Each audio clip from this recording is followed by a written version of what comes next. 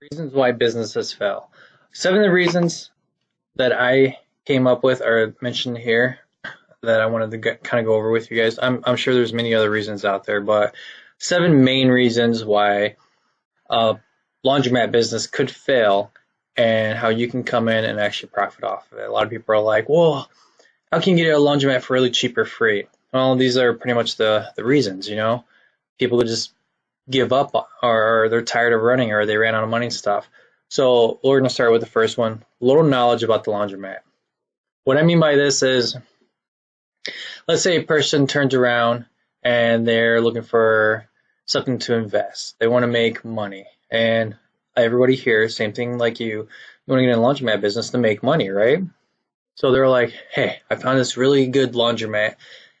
They're selling it for $30,000. The owner says they're making like tons of money, blah, blah, blah, blah, blah. So he purchases the laundromat. And then he looks at the gross income. It's not making what the person he bought it from said is making. Next month, same thing. It's like losing money. What is going on? The guy's wondering. He's all like, machines are breaking down on me. I'm paying this guy $65 to $85 an hour to fix it up. I can't keep employees. The place is losing customers. They just don't understand why. So they turn around and they want to get rid of the laundromat business. Little knowledge about the laundromat can hurt you. So, I mean, it's a great thing that you guys are here. Education, right?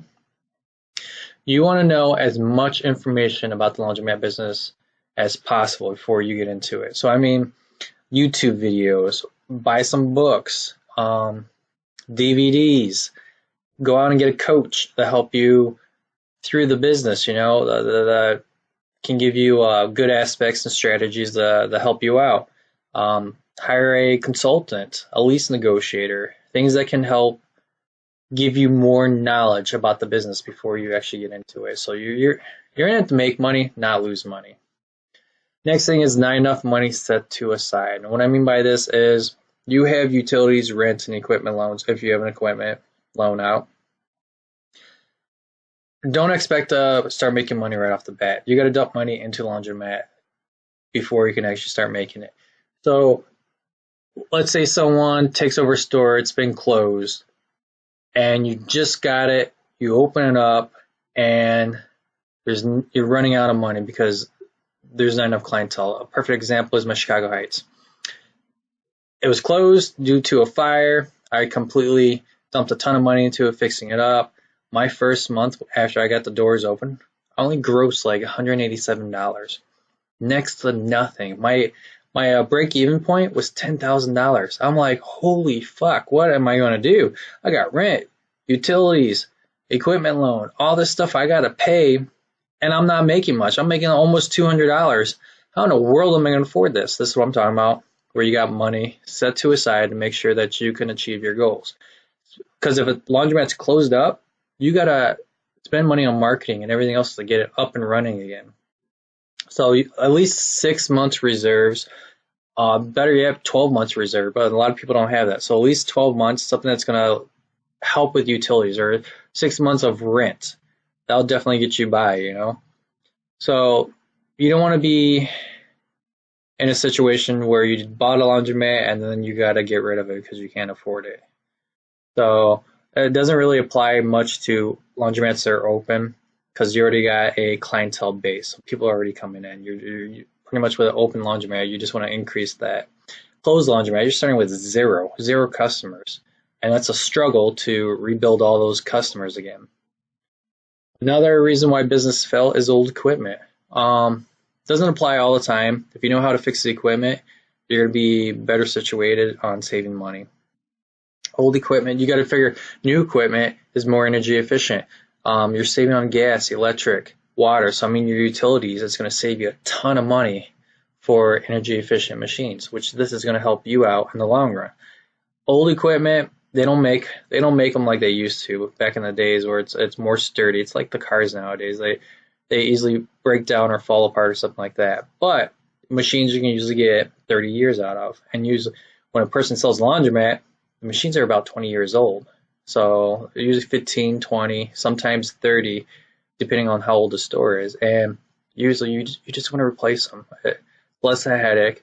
but a person will be paying someone 65, 85, $100 an hour to come in and work on your machine. So all that reserve that you put aside for your utilities or rent or something like that, you're dumping into getting these machines fixed up, and then you're turning around and breaking down.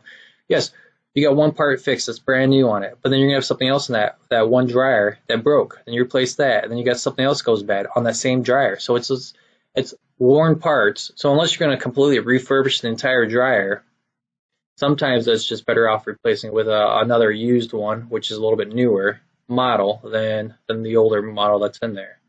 So that's a way that you can come in and take over a laundromat is by looking around and seeing if it has old equipment or not. Vandalism is another reason why businesses can fail if it's in a really, really, really, really, really, really bad neighborhood. And I got to say a lot of reallys because laundromats are located in low-income areas because that's where they make money. If you stick a laundromat in a rich neighborhood with these big old fancy $200,000, $150,000 houses, laundromat's probably not going to make it. The reason is rich people have their own washer and dryers. They don't need to go to a laundromat unless they're going to wash a big old comforter or something like that because that's not going to fit in their little small washer at home. And the low-income areas is your renters, your townhomes, people that can't afford to buy a washer or dryer, or they just don't have the hookups in their house for a washer and dryer, or they're running off well water and the water is just really, really horrible on their machines. So they're going to come to a laundromat to wash their clothes, and they're going to spend money at your laundromat. So you just make sure that you get your cameras set up. Security, put your foot down. And what I mean by putting your foot down, if you're in a bad neighborhood and you got homeless people sleeping or something like that, kick them out. Say, hey, call the cops. You're not allowed to stay here. You want to put your foot down. You want to clean up the store. You want to make sure people aren't vandalizing the store. Make sure you got cameras that actually work. High definition cameras, so like 1080 pixel cameras, not a 720 pixels. The 720, you zoom in, their face is going to be blurry. You zoom in on a license plate, the plate's going to be a little bit blurry. At least with a 1080, you can see exactly what's on the camera. You can read stuff, which is kind of nice. For vandalism, make sure they're not sitting at your table. Don't be afraid to tell them this is your store. If they're destroying your store, I mean, $2.50 on the top load and $1 on dry is not worth you breaking my table. That's going to cost me $600 to buy. Or sitting in my laundry cart, which you're going to break, it's going to cost me $150 for a brand new laundry cart. No, it's not worth it. You got to be on top of it. And some people just give up and the store gets vandalized because no one's there. Sticking a tenant there, so at least someone's there to kind of yell at the customers, or get cameras where they got a PA speaker where you can talk through it and yell at the customers. Let them know that you're there to run a business and you don't want them to destroy it. A little bit of respect. Go find another store. Don't be afraid to tell them this. High rent. It could be another reason why businesses fail, or is one of the biggest ones too. Make sure you negotiate a really good price. I usually recommend staying down by the $8 and under a square foot. I understand Chicago, there's probably California and New York too.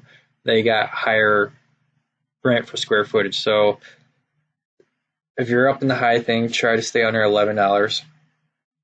$11 or under, because $11 a square foot is still a lot of money. But you gotta preach to the landlord or the property maintenance person, whoever you're dealing with the lease, that you're there long term. You want like a 15, 20-year lease.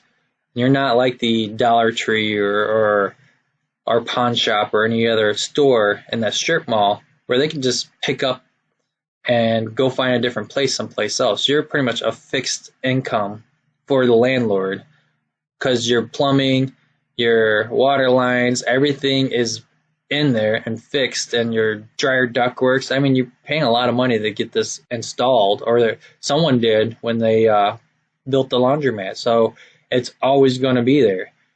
So you got to explain you're there for the long term. So you need a lower rent to make your money, because it's not a short-term investment. You're not making a ton of money. This is more of a long-term investment. So you're making money over the long term of the laundromat.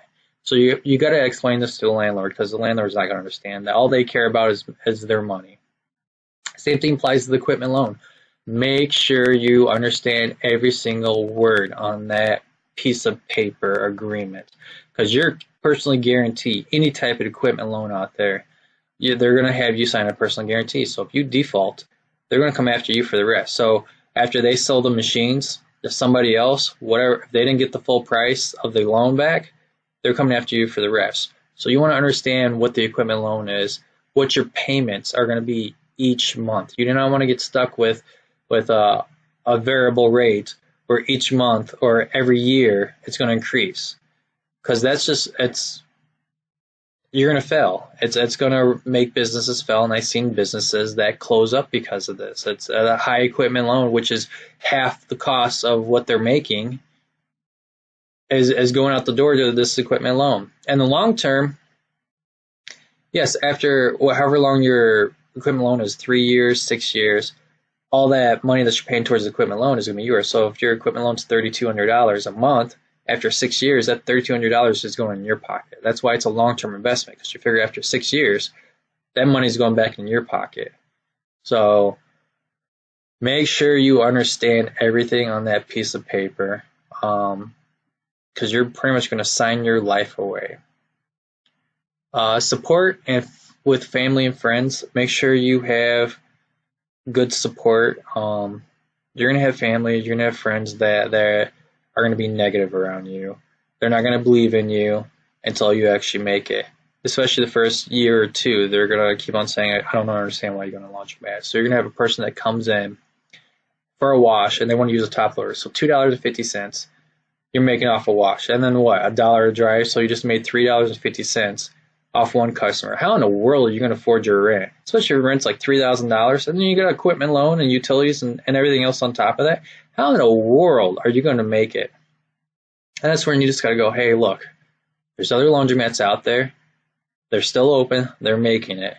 So there is chances of laundromats making really good money. You figure my Chicago Heights, I was making $10,500 a month. So, I mean, that's a lot of money. And there's other laundromats out there that probably make even more. I mean, the bigger the laundromat, the more money you're going to make. My recommendation, if this is your very first time getting into the business, start off with something small, something more manageable. The equipment loan's not going to be that high because you can afford your equipment loans. You can afford your utilities. You can talk the rent down because it's a smaller space. So I would say try not to go above 2,500 square foot. Definitely stay above 1,000 square foot. Anything smaller than 1,000 is probably not even going to be profitable unless you actually own the building that the laundromat's in. So you're going to hear a lot of negative feedback from your family and friends, and the only thing you can really say is disassociate yourself from them. Stay with people that's going to keep you positive. You don't want people bringing you down, especially in a business. Hang out with people that give you positive attitude, that pat you on the back, gives you advice. You're going to find out who your true friends are and who your friends aren't. So, and especially it goes with family members too. I went through it. People that didn't believe in me. There's no support, you know. It's all like, oh, why are you doing this? Like in the beginning, it was like, yes, yes, yes. And then it was like, what the hell did you buy? This place, you might as well just burn it down and collect the insurance. Because when you take over the laundromat, it's probably a poorly ran down laundromat that you're going to have to dump money into fixing up. And no one's going to believe in you except you and yourself. And hopefully you got a couple friends that will give you positive feedback. So stay away from the people that's going to drag you down. You're not going to go anywhere, and those people probably won't even go anywhere in their life either. Especially if all they can do is just negative talk. If you find people that is positive, look at them. They're probably successful in their life. They're doing stuff with themselves, bigger houses, good jobs, businesses, stuff like that. They're moving throughout their life, and that's what I hope that you're going to achieve. You're educating yourself. You're in this course. You're moving forward. Just stay positive. Don't give up. I believe in you. You believe in yourself. And this can happen. So